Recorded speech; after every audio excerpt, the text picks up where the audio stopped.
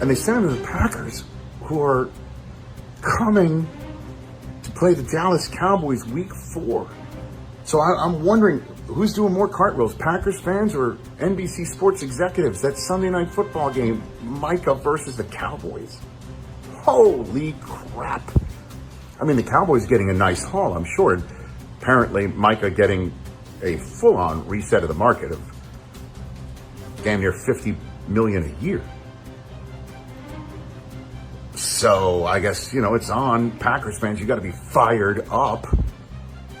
You got yourself a premier pass rusher with Rashawn Gary and the rest of that defense to ball up and roll right at the rest of the NFC North, starting with Jared Goff, by the way, in week 1.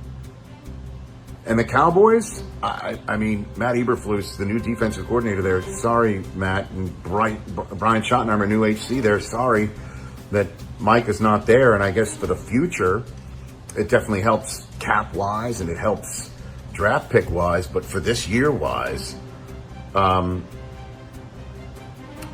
be tough to handle. But what a turn of events that the Dallas Cowboys trade away Micah Parsons to the Packers.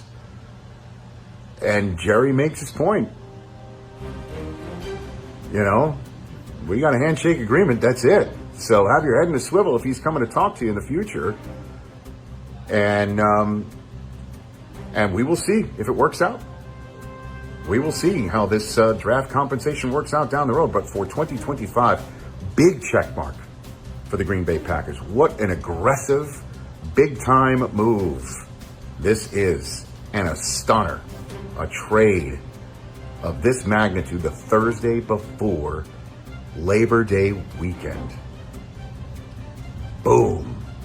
Talk more about it on the Rich Eisen Show on Friday. Jerry Jones, but the market has shifted, and it has shifted in a major, major way. And not only that, but again, the disrespect that Micah Parsons had felt doesn't go away. You can't erase that. So when he issues that trade request, Dak Prescott didn't do that during his contract negotiations. CeeDee Lamb didn't do that. This was always different. And I don't know if you want to call it stubbornness on one or both sides, if you want to call it whatever you want to say.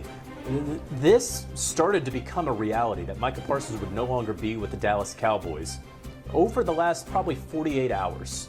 And so now we have this major deal where the Green Bay Packers, they have a history of getting big-time pass rushers, right? You go back to Ron Wolf when he was able to secure the services of Reggie White at the dawn of free agency in the 90s. You go back to Ted Thompson when, after Julius Peppers had put together an all-decades playing career with the Carolina Panthers and Chicago Bears, he gets Peppers to go to Green Bay as a free agent. And now Brian Gutekunst, the GM of the Packers, gets Micah Parsons in a major deal that includes 2 first-round picks and the largest contract that has ever gone out to any non-quarterback in NFL history. Not just that, but the largest contract that's gone out to who's not like one of a dozen people in the world ever. This is as big as it gets for the NFL.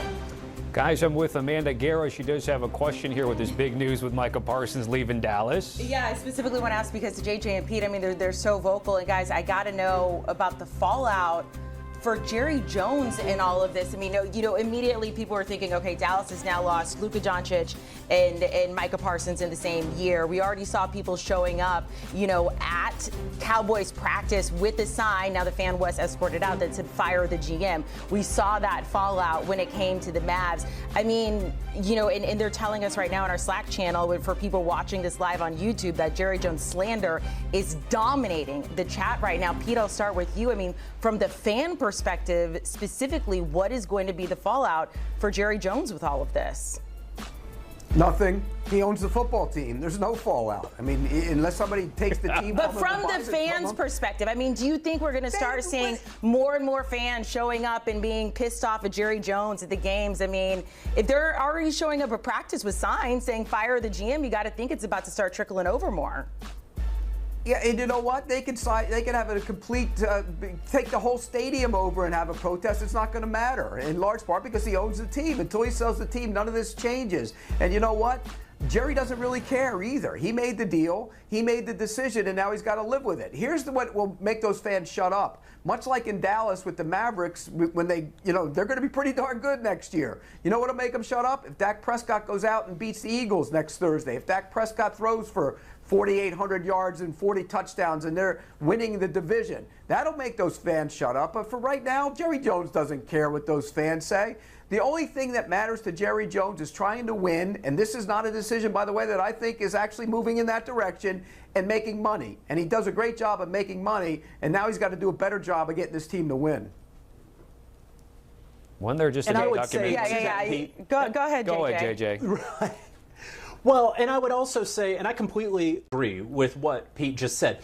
First of all, let's take the last thing Pete said first. The Dallas Cowboys, when they face the Philadelphia Eagles next week, they are a worse team next week without Micah Parsons than if they had Micah Parsons, right? Kenny Clark is a very nice player. He is not Micah Parsons. Micah Parsons is a guy, he is in that TJ Watt, he is in that Myles Garrett. In some respects, he's in that echelon where when you have the Dallas Cowboys on Sunday, well, that Monday, you're already game planning around Micah Parsons. You're not doing that for a Kenny Clark. Now, eventually, when you can ultimately use those 2 first-round picks, and the Green Bay Packers hope that they're sending picks number 31 or 32 to the Dallas Cowboys over the next couple of years, that can effectively equal a Micah Parsons. You didn't pay him $47 million per year, and you got these players. That's going to take some time. I will also say that Jerry Jones has a team that just came out with a valuation. I think Forbes had it around $13 billion. If this team were to ever go to sale, and they won't, but if they were, it would sell for more than that, right? It is almost like the Mona Lisa of sports. You can't really put a price on it because it will never sell.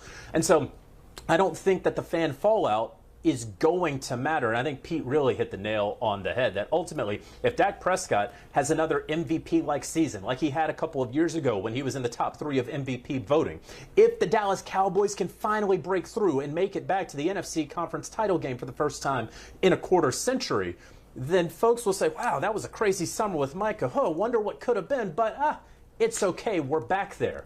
But they just are not as good, and I don't think their odds will be as good of getting back there without Micah Parsons. Yeah, JJ, I didn't mean to get you in there, but to cover you there, I just was saying there was a documentary about the good old days, and maybe they'll have a new one given all the Micah Parsons drama that we've seen. Pete, there's one thing, I don't know if you tackled it, what JJ was sort of elaborating in terms of how incrementally the records were happening at 40 and change, in 40 and 41, that is. What does it tell you that Micah Parsons got 47, which is well clear of the previous record? Well, it tells you that he's an elite pass rusher in the prime of his career. You look at some of them other pass rushers, those guys are 30, 31. They're not 26. 26 is the target age. I remember that being told to me a long time ago covering this league. Whenever you want to go get a player, get a free agent, look at age 26. That's when he's at his prime. The other guys, they're past their prime, and they still got good deals, but that's why he got the big deal. By the way, the Green Bay Packers were the youngest team in the league last year, the youngest team in the league. Those guys all played a lot of football last year, and the one-year guys are now in their second year. The second-year guys are now in their third, and now you add a 26-year-old elite pass rusher. I'll tell you what, Green Bay, they got to be thrilled today. Pete, who's number 1 in your power rankings? Well,